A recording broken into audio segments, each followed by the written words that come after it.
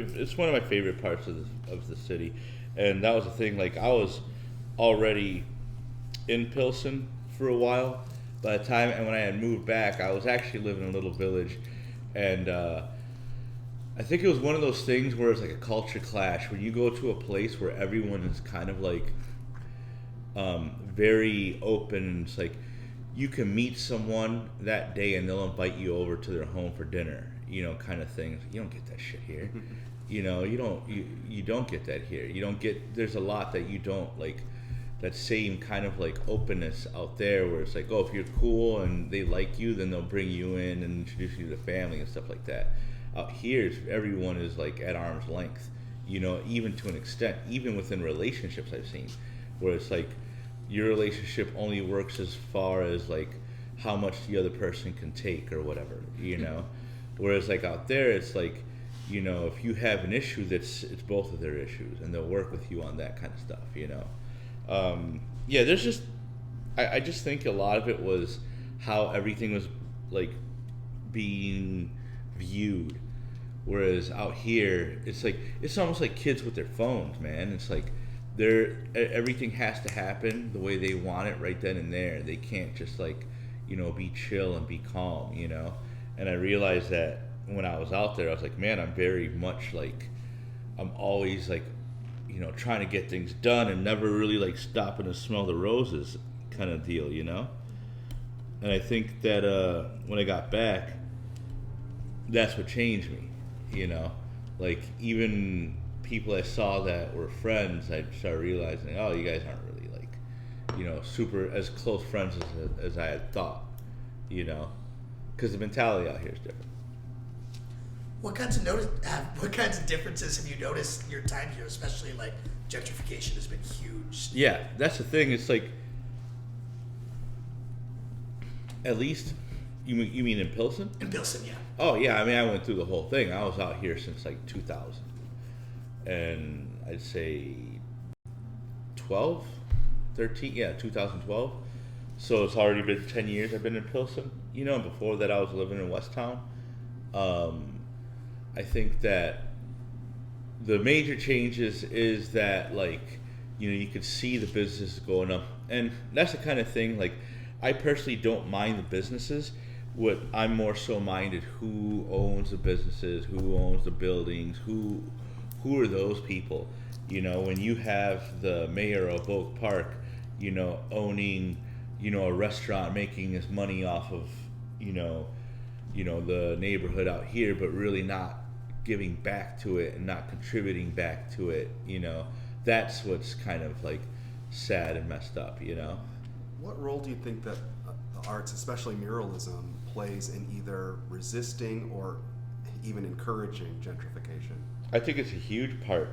I think, I don't think that anything truly encourages gentrification. I think that, like, 'cause Pilsen's always been, since like the 70s, it's been like this hub for muralists and artists and stuff like that, especially Latino, right? I think that development that brought it around, because even when it was violent, it was still an artsy community. I was coming out here, as a kid, we would just make sure to not go down certain areas, I would think that because art has always been kind of like a means of what's the word, expression for, the public, even in like way back when, like if you look at old communist stuff, they used street art and public art as a form of like, almost like control, or the big Mao murals and stuff like that, and then like, the propaganda posters, that's graphics and that's art. They had artists do all of that stuff. I think that it could, like, art is it's kind of like a weapon. Picasso said the same thing. He's like, art's a weapon. It just depends who uses that weapon. So I think like right now, I think a lot of people here realize that there's huge gentrification, that at least in the arts, that we're supposed to be able to like still represent our own voices, our own culture, without it being taken over. I think the miscommunication is that, oh, if you see art in a community, it's about to be gentrified. We're not the ones gentrifying it. We're the ones that are, beautifying it. Like, just because there's a coffee shop in your neighborhood doesn't mean there's gentrification. That means there's a coffee shop. You want to see gentrification is the 4-star restaurants that all of a sudden pop up that just don't seemingly belong to the area. Like I love great restaurants and stuff like that. But it's like when it's out of the norm, and then all of a sudden you have these huge cookie cutter like loft studios and everything starts becoming super expensive. That has nothing to do with the artists. That's to do with the people and the property developers. I'm not a property owner. I'm not a property developer. I'm not the one changing shit. I'm trying to beautify things. I'm trying to create my own stuff here in the neighborhood where I feel most connected to. We've talked to some purists who have said, the role of the artist is to resist gentrification, resist the commercialization, the commodification of art. We've had people challenge this project and say this project is only encouraging gentrification by how? I want to know how. They would say that we are highlighting the art as a way to encourage development in Pilsen.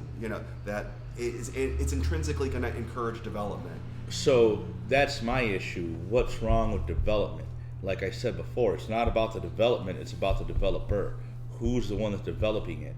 They also don't get me wrong, I don't want to see more, property development groups coming into the area, taking over stuff, and then all of a sudden has nothing to do with the community, and they're fucking putting in money into the pockets of the people that live in the West Loop or live out in the fucking burbs.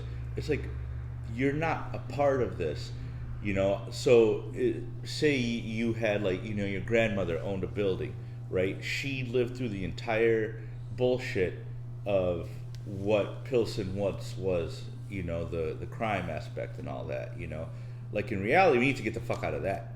That's what we need to stop, because that makes our people look like shit. And who cares what other people think? It's what we think, and we don't need to have that kind of ignorant mentality. We come from a people of culture, arts, math, highly intelligent, but we're looked at as workers here in our own continent, and I always felt that this was this is one of the main things why I was like, man, I fucking hate it here. Not here in Pilsen, but here in the city, the country, everything, because this is the mentality they have against our people. And I've always been the first one to be us and natives, we shouldn't have to go through this. Now, I would hope that the people that, say your grandmother owned a building, right? And however she felt about that, it would be great if she was able to start a restaurant or something like that. But a lot of times you're not going to get that. You're going to get people that were they're already viejitos, and they're they don't want to deal with it anymore. They're already done. They want to move out to the burbs, because if someone comes at them with $500,000 and they don't realize, my property could actually be worth $2 million. They don't think about that shit. They're it's $500,000. It's worth way more than what I got it for, than what I'm living through. I can buy a house somewhere else and live the rest of my days just doing what I want and not have to deal with the shit. It's we have to develop that. We are the ones that have to take out the negative part of it and then rebuild, our own property. We have to build our own area. Little Village is similar to that, aside from the still, fucking gang problem that goes on there. And to me, that's the main issue. It's we need to stop the crime. The killing of that young girl that just happened, recently, they just got here from Mexico a year ago, and she was murdered. It's man, that should be our issue. Gentrification is happening because of the fact that we're not taking care of those things. If we already own the properties and these people are coming in, and then just giving us a shit ton of money for it, it's that's when you have to realize, do I want to take the shit ton of money and just be and live my life happy, or do I want to put in the work and control my community and bring back what's good about us, and kick out the gang members, kick out even if it's their kids. My landlord, he did an awesome thing. He told my vecinos downstairs that one of their sons was a fucking gangbanger. He's if your kid's gonna be continuing gangbanging here, Like the whole family has to move out. They had to kick him out, you know? And it's like, those are the things that we have to do in order to take back our own community. Because if not, they'll have all the right. Because the number one thing that they say, oh, it's gentrification, but guess what? Crime's down. Crime is down. What's more important? The fact that there's a new restaurant in town that some of the community doesn't like, or that people are getting murdered? You know, what is more important? You know, so like we have to also look at that. If we're going to fight gentrification, we can't just fight these people and just like, oh, I liked it when it was gangbanging and stuff like that. I personally didn't. Half my family was gang members. I was not cool with it. You know, so I think it's one of those things that we have to take care of that stuff. We have to take control. Having them interpret what it is that we do, like, I'm not doing this for, you know, for the gentrifiers and stuff like that. I'm doing this for me and my community, man. I'm trying to I do a lot of free murals out here, you know, and that's the thing. In the area, that's what I'll do. I'll do a lot of work that brings back to the community. You know, it makes us look good, you know. Along those lines, last time we were here, you had a really good point. We asked you kind of where you fall along the one end of the spectrum where it's totally up to the artist. You make whatever creative vision you want to. Yeah. And on the other, you know, listening to the community, it's not your piece anymore. Right. When you're doing public art, for sure. And I feel like when you're doing public art, that's a huge thing. It's like you're doing stuff for everyone else, not just for you. When people are a little bit more like, oh, well, I'm doing this because I want to do it, then do paintings, you know, and then do stuff that like that has nothing to do with the community. Just don't expect the community to like have your back when you're not looking out for them, you know. There's artists that come here from out of the state that they'll do a mural of something that doesn't make sense to this area. It makes absolutely no sense, you know. And it's like you didn't research the area that you're doing, you know. This isn't like a community of like, you know, affluent business people that are coming in. They're, you know, Microsoft and Google aren't right there, you know. This is like, again, something that the community wants to have in their own area. You know, you can't come into my home and then put up whatever art piece or, you know, painting or color the walls whatever you want. You shouldn't be able to do that in my community either, you know. Can you talk a little bit about the two murals that you have in Pilsen? It's like the one with the red bird and then the cellist. Oh yeah. So like the red bird, that was something that I was doing like as a part of a it's a neighborhood installation, you know. The property development group that owns this building, you know, asked me to put up some mural work for the community because they're very much about like, you know, beautifying the community and not to raise rent, but just to be like, yo, this place is beautiful. We shouldn't have to, you know, go on with not having more art than what there is. Me personally, the whole thing with having animals and things of nature and things like that, or even like the cellist. The cellist is supposed to depict kind of like a goddess situation where she's controlling the environment, you know, with her music, with the beauty of her music and stuff like that, and her craft. And the bird, I call it neighborhood watch because the bird is always, it is kind of like on lookout, you know. So it was pretty much stuff that I wanted to show something more integral from the culture that can be depicted in multiple cultures, you know. So like our culture and like the things that we grew up on, even the stories of our ancestry, they're similar to stuff that goes on in Poland, goes on in the Czech Republic, goes on. I mean, Pilsen was a Czech community at one point in time. You know, we have very similar stories in a lot of senses, you know. So I wanted to make that and a lot of my work to be like, our cultures are very similar. And you can see that by looking at what this is and then recognizing like, oh, this reminds me of this. You know what I mean? One thing we're working on in the project and always talking about is the line between graffiti and muralism or public art. Mm-hmm. What advice do you have for us about what to include when we say we're focused on public art, we're focused on muralism? I mean, To me, it's all public art. Even graffiti is public art. Like, people don't want to like say it is, but it is. There's some graffiti writers, people that are just writing shit on the walls, and yeah, that's, you know, it looks like crap. But I could take you to a gallery and I could show you someone just painted a fucking canvas all black and have a blue dot in the middle, or like, and then all of a sudden they're selling that for who knows God how much. And to me, that's insane. Because there's actually phenomenal graffiti out there that looks really good, and it's art. And for people to be like, "Oh, it's not art," it's like, it's sad when people try to tell you it's not art. Well, they'll accept everything else. It's almost a little classist, borderline racist, because of the fact that like it came from our communities. You know, it developed and nurtured from our communities.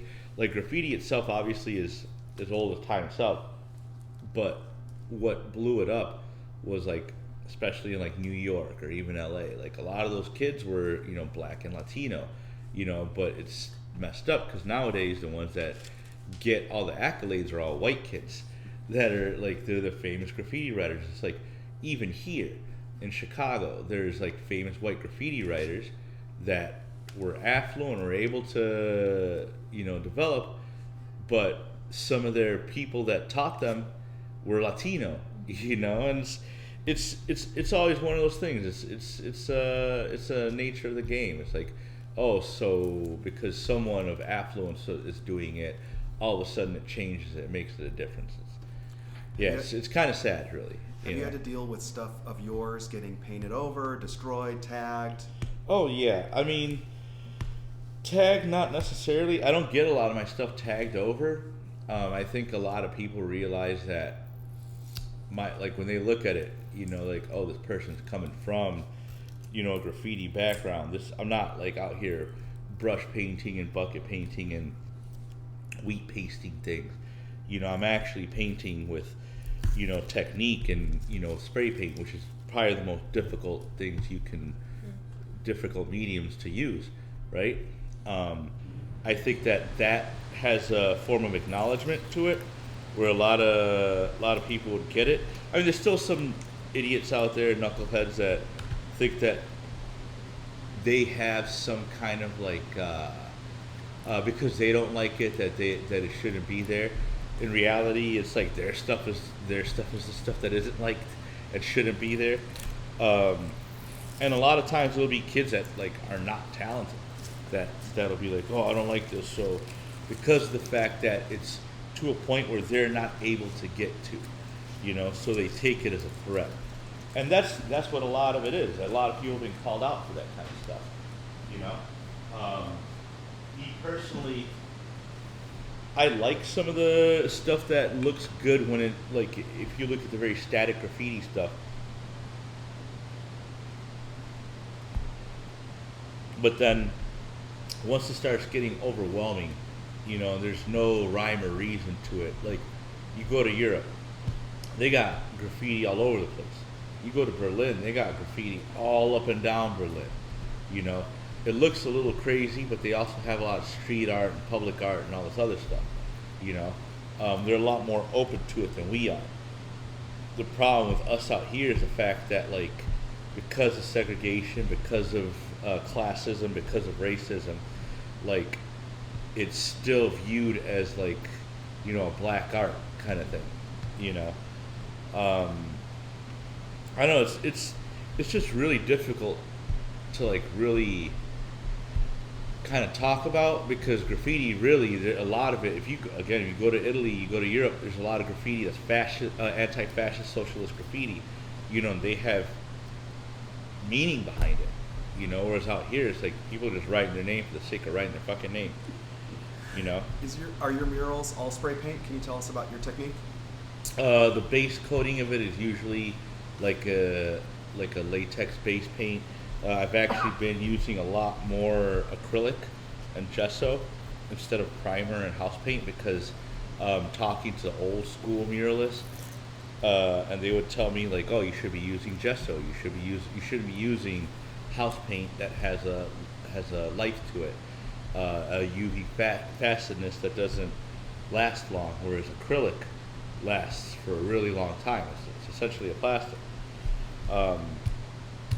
And I think that a lot of the people nowadays that do street art and graffiti, or that'll do, that kind of work, I've seen people just spray paint directly onto the wall, and I was like, oh, you're not really educated in this. And that's the thing, transitioning out of what street art is to what muralism and public art are, where it's like you have to think about those things. You have to think about the archivalness of it. You have to think about, like, because you're giving it out to the public, and yet you're giving it out to the most professional manner that you can. So you have to be considerate of what your work is doing, the quality of your work, the quality of material of your work, things of that nature. So is that base coat brushed, or is that rolled? Or? Oh, I roll it. Okay. I'll roll it, I'll spray it. I mean, I don't really brush much anymore because, like, it just takes so long. Yeah, I am putting consideration to start brushing more into my mural work, only because it is a different effect. And a lot of my friends from Europe have been very much about, like, doing that kind of stuff. Here, I gotta jump. Of course, yeah. We're gonna take a break.